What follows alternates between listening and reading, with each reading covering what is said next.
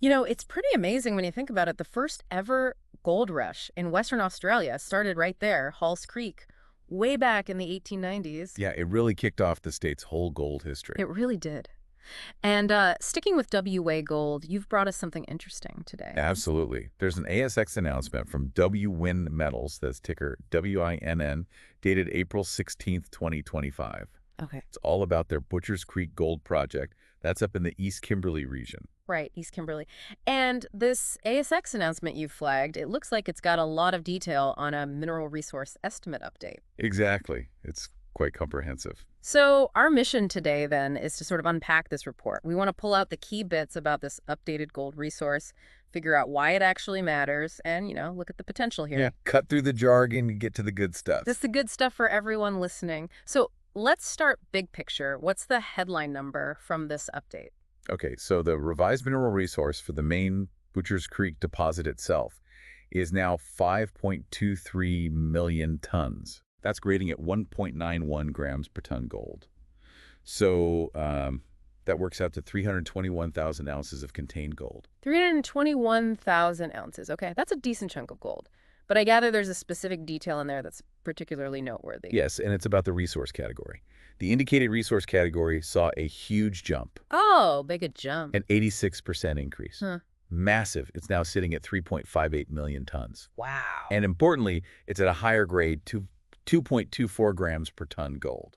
That portion alone holds 258,000 ounces. Okay, 86% increase in indicated. Let's break that down. Why is that specific change so important? Why should we care? Well, indicated means much higher confidence.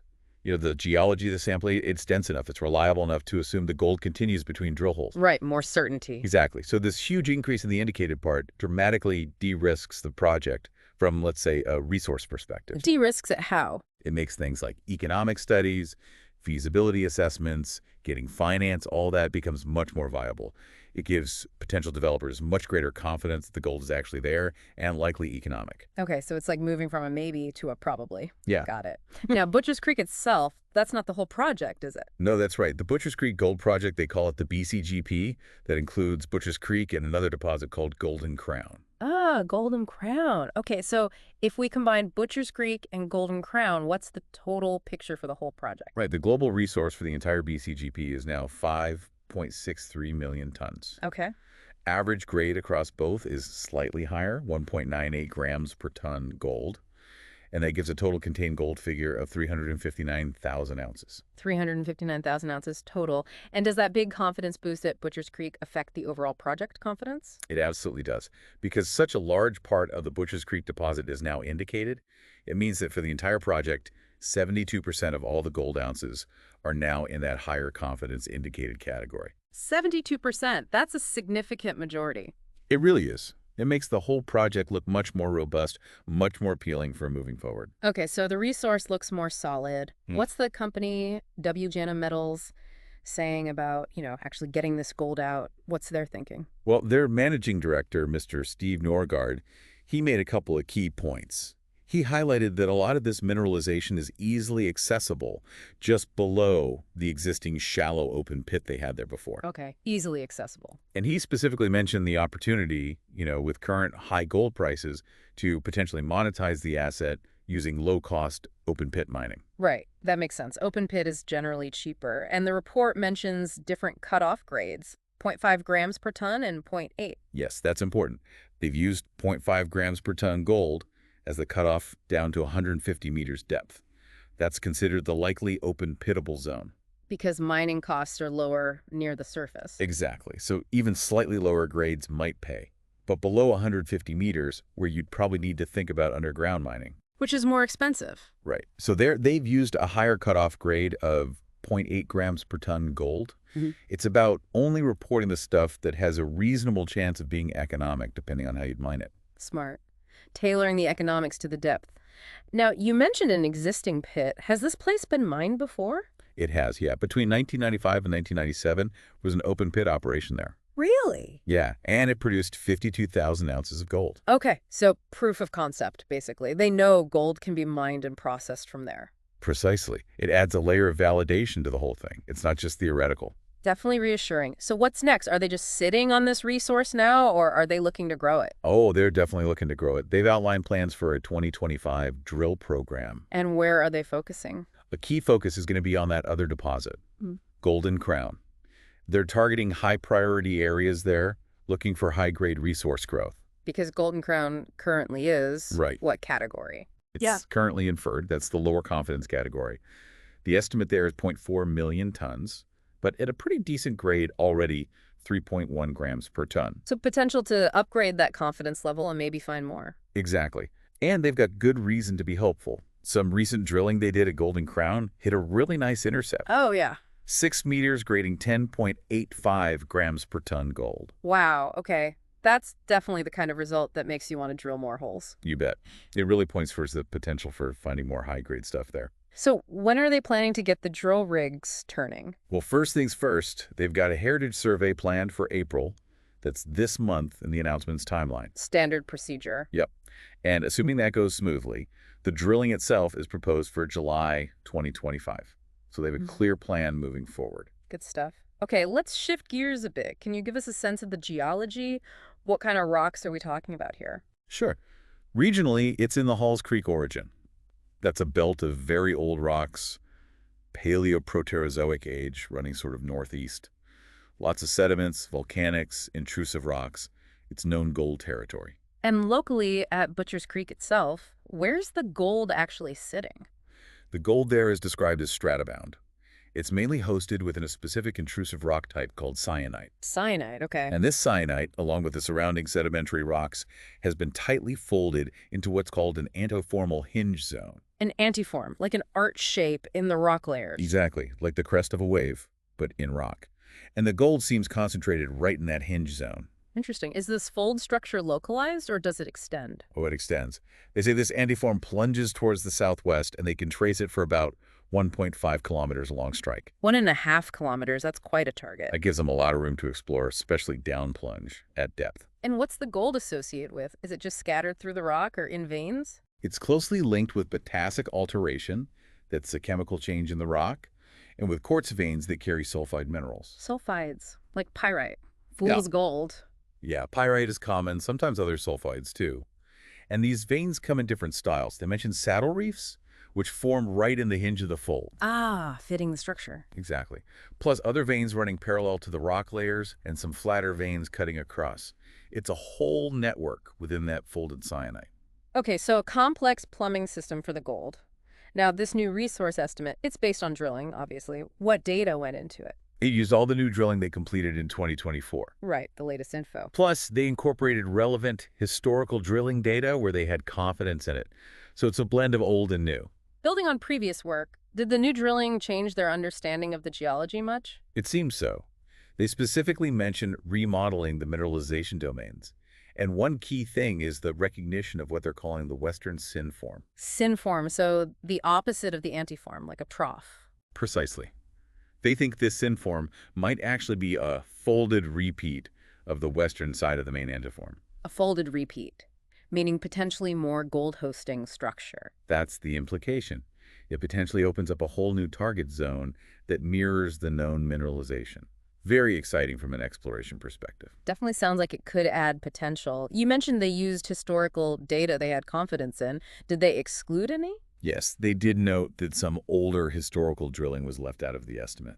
Why was that? Usually due to uncertainties. Maybe they weren't sure about the exact drill hole collar location, or perhaps some sampling information was missing. It's standard practice to exclude data if you can't verify its quality. Better to be conservative. Makes sense. Quality in, quality out. And the actual calculation method, how did they estimate the grade between the drill holes? They used ordinary Kriging. It's a very common industry-standard geostatistical technique. Yeah. You use it to estimate grades within specific geological or grade-defined zones based on the nearby drill samples. So a reliable, well-understood method. And does the report say if the experts behind it are happy with the result? Yes, it includes the required competent person statement. Ah, the CP statement. Right. The competent person confirms they believe the 2025 estimate is a reasonable representation of the mineralization. That's a crucial stamp of approval. Good to have that independent check. Now, there was an earlier estimate back in 2021, wasn't there? How does this new one stack up against that? Good question. Interestingly, the total contained ounces for Butcher's Creek specifically are actually pretty similar between the two estimates. Oh, okay. So not a huge jump in total ounces. Not in the total, no. But what has changed significantly is the average grade. The grade in this 2025 estimate is notably higher than in 2021. Higher grade. What drove that change? Better understanding. It seems to be a combination of factors. Firstly, improved geological understanding and better modeling of those mineralization domains we talked about. They've likely been able to define the higher grade zones more tightly. And secondly, using those two different cutoff grades, the 0.5 granite for open pit and a 0.8 granite for underground potential compared to just a single cutoff in 2021.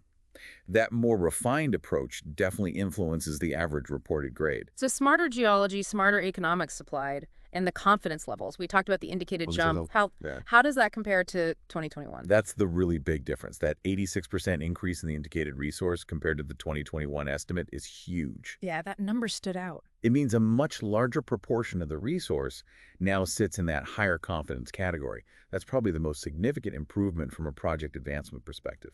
Major de-risking.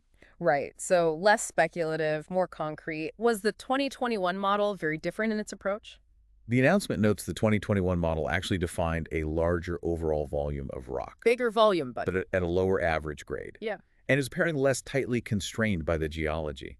So the new model sounds like it's more focused, perhaps smaller overall volume but better grade, and critically much better defined geologically. More precise, better grade, higher confidence. Got it. Okay, crucial question for any gold project. Metallurgy. How easily can they get the gold out of the rock? Yeah, that's always key. And the news there looks very positive. Good. Remember that historical mining operation? They achieved 95% gold recovery back then. 95% is excellent. It really is. And more recent test work done by a previous owner called MEI confirmed those high recoveries. They got results between 95% and 96.4%. Fantastic. So consistently easy to recover the gold. It strongly suggests so. The studies indicate the ore is free milling and non-refractory. Which means Basically, simple standard processing methods should work well. Things like carbon and leach or carbon and pulp. No need for expensive, complex treatments like pressure oxidation or ultrafine grinding. That's a big cost saving. definitely a major plus for potential economics. Okay, last piece of the puzzle. Location and access. Where exactly is this place again? It's about 30 kilometers southeast of Halls Creek town. That's in the Kimberley region of WA. And how do you get there? Is it remote? It's accessible via the Duncan Road, which connects back to Halls Creek and the main Great Northern Highway. So while it's the Kimberley, it does have established road access, which is important. Right, access is key. And Halls Creek, we know it has that gold rush history. Is it an established mining center now? It has the history, definitely. But while there's been activity on and off, it's perhaps not as intensely developed with mining infrastructure as, say, Kalgoorlie or the Pilbara.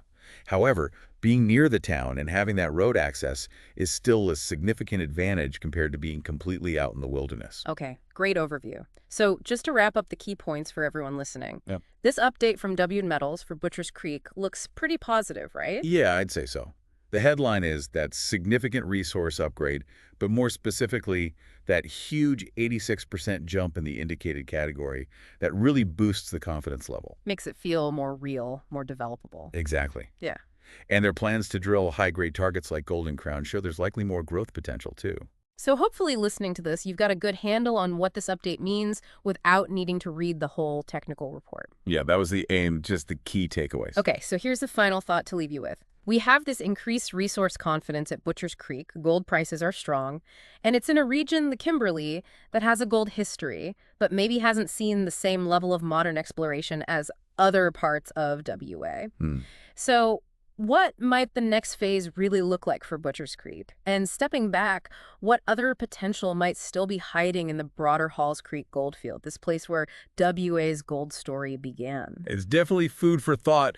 The potential for regional discovery is always tantalizing in these historic areas. Absolutely. And of course, if you want every single detail, you can look up the announcement yourself. Win Metals, ASX code WN, dated April 16th, 2025. Yeah. All the charts and tables are in there. But hopefully, this deep dive has given you a solid start and covered the important ground.